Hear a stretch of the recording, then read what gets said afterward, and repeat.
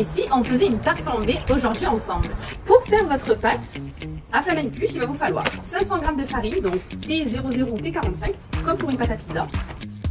De la levure fraîche, donc à savoir que la vraie recette, il n'y a pas de levure, mais avec nos différents tests qu'on a fait, nous on met 1 g de levure fraîche et on trouve que ça rend la pâte beaucoup plus digeste et donc vous allez mieux la digérer. De l'eau, donc 280 g d'eau fraîche, du sel de Guérande, 12 g, et un peu d'huile de tournesol ou d'huile de colza, donc à peu près l'équivalent d'une cuillère à soupe. C'est très simple, vous avez 5 ingrédients et le résultat va être magnifique. Et il faut savoir que Branner tient aussi ses origines de l'Alsace, car c'est inspiré de Brunnen et de Brunner, qui veut dire la source et le feu. Et Branner, c'est l'élément idéal pour réunir les gens autour du feu dans un moment de convivialité. La première étape, ça va être de délayer votre gramme de levure à l'intérieur de l'eau fraîche. Donc là, vous voyez que la levure est en train de bien se dissoudre à l'intérieur de l'eau. Une fois que tout est dilué, vous pouvez passer à l'étape d'après. Maintenant, on prend les 500 g de farine qu'on va venir mettre à l'intérieur de notre préparation aux levures.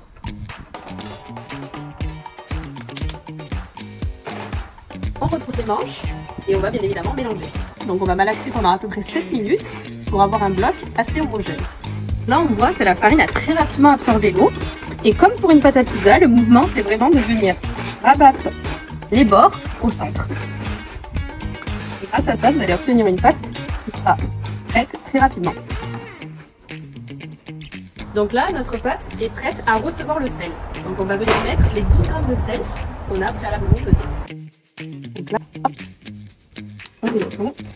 Et l'objectif, ça va être de l'incorporer à la pâte. Donc là, ça va demander encore quelques minutes de pétrissage. Donc toujours le même mouvement. Hop. Il faut aussi la prendre dans vos mains pour un pétrissage un peu plus grossi au début. Et ensuite, on rabat. Après à peu près 5 minutes à pétrir, on se rend compte qu'on sent plus les petites graines de sel.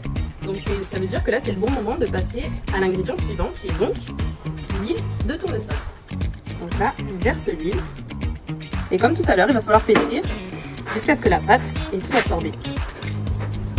Donc là, toujours le même mouvement. Donc on pétrit grossièrement. Faut pas avoir peur d'y mettre les mains vraiment et de pétrir ça avec de la force. On a pétri à peu près une dizaine de minutes et on se rend compte que la pâte est déjà prête. Donc là, grâce à ce taux d'hydratation qui est très faible, vous allez avoir vraiment cet aspect croustillant à la cuisson. Donc ça va vraiment vous faire une flamencuche comme en Alsace et comme on les aime quand ça croustille sous la dent. Donc là, vous voyez, la pâte est prête à être reposée encore pendant 5 minutes, histoire de réussir à avoir cet aspect un peu plus lisse.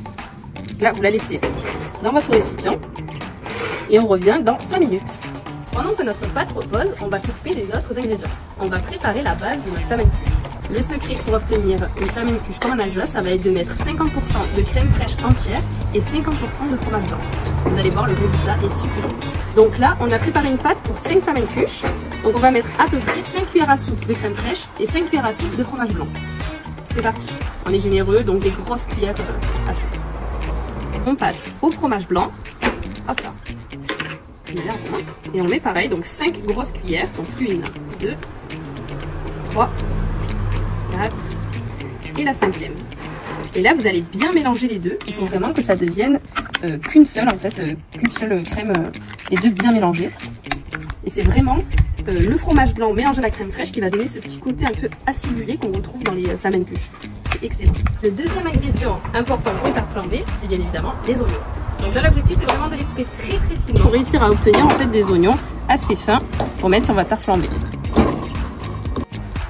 Et voilà, c'est prêt. On va maintenant passer au lardon. Donc là, pour le coup, c'est un peu plus facile, ils sont prêts. Donc nous, on a choisi de l'échine de porc en allumettes et qui sont fumés. Donc c'est excellent, ils sont très très bons. Donc on va juste les ouvrir, les mettre dans un petit récipient pour que ce soit prêt à être disposé sur la tarte flambée. Regardez, c'est des morceaux vraiment, ils sont sélectionnés, ils sont excellents. On va pouvoir passer à la division de la pâte pour faire nos pâtons. On va faire 5 pâtons de 150 g. On coupe notre pâte et on va essayer de faire des pâtons donc de 150 g à peu près. On va voir si j'ai l'œil. 118, donc là on doit en rajouter un tout petit peu. Peut-être que c'est un peu trop. Oula oui, j'ai été trop généreuse. Donc hop. 155, hop, on en retire encore un tout petit peu. 148. On n'est pas trop loin. Donc l'objectif, ça va être de faire une petite boule. Donc là vraiment, il faut venir en fait refermer la pâte sur un seul point. Vous allez le faire à la paume en fait, de votre main. Vous le faites comme ça, vous rentrez. L'objectif, c'est d'avoir vraiment une petite boule bien lisse que vous allez ensuite laisser reposer dans du cellophane. Donc là, voilà, on tourne comme ça fait vraiment une petite boule bien lisse comme celle-là. La première, là on a 5 petits pâteaux qui sont prêts et on va les laisser reposer 24 heures au frigo. Donc on va les mettre dans des sacs de congélation et aussi les mettre dans du papier cellophane comme vous préférez. Donc, hop, on les met et on referme.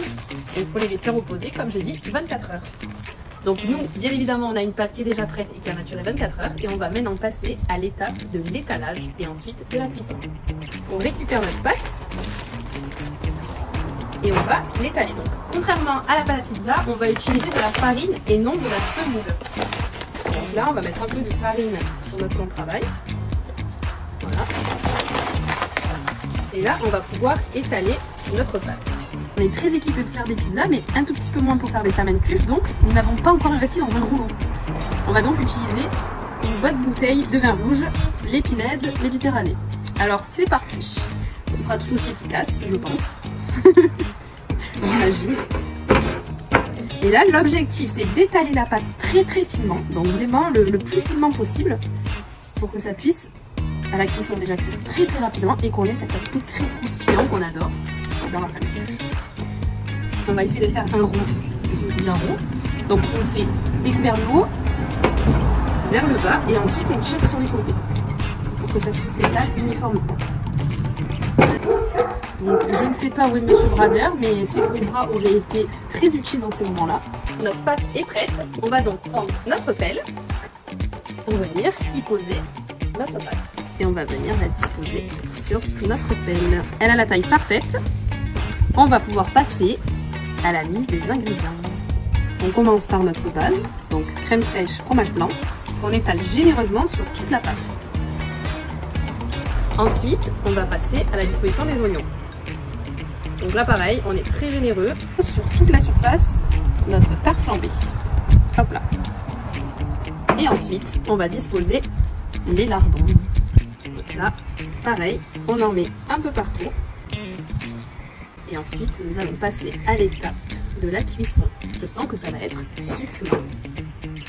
Et voilà, la tarte flambée est prête. Et maintenant, on va passer à la cuisson. On va vous montrer toutes les étapes. On va allumer notre four branneur. Donc pour ça, il nous faut 3 petits bouts de bois comme ceci. Donc il faut prendre du bois non résineux, donc du hêtre, du chêne, du feuillu.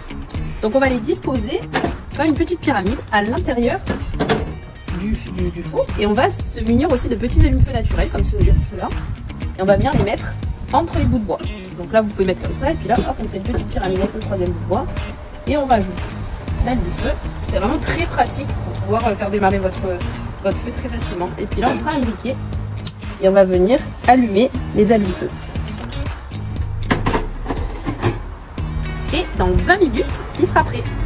Donc là, ça fait 10 minutes qu'on a allumé notre four. On va l'ouvrir pour vérifier que le feu a bien brûlé. Et c'est bien le cas, on voit que ça a bien brûlé et que le four est déjà très chaud.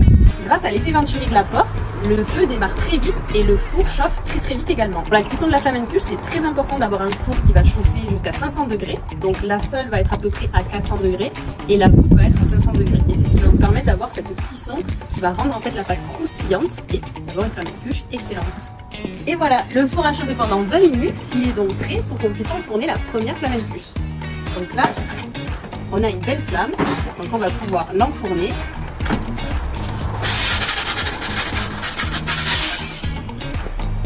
Et là, la cuisson va être ultra rapide. Rapprochez-vous, vous allez voir, ça va commencer à cuire très rapidement. On entend déjà la crème qui frétille et qui est en train de cuire. C'est magnifique. Donc là, vous prenez votre petite pelle et on va la faire tourner.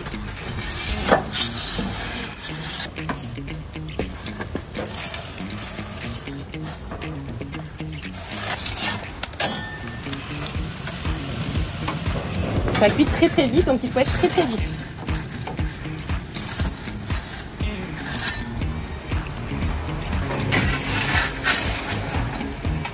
Regardez le résultat, il est vraiment parfait. Donc là, on a une pâte extra fine qui est très croustillante, donc on voit et on l'entend. Et la cuisson parfaite. Donc on va utiliser notre roulette à pizza Sigocraft X Branner. Donc elle est magnifique. C'est fait main en Alsace. Et on va passer à la découpe. C'est très efficace. Ça coupe très bien. Nous avons fait toutes les étapes.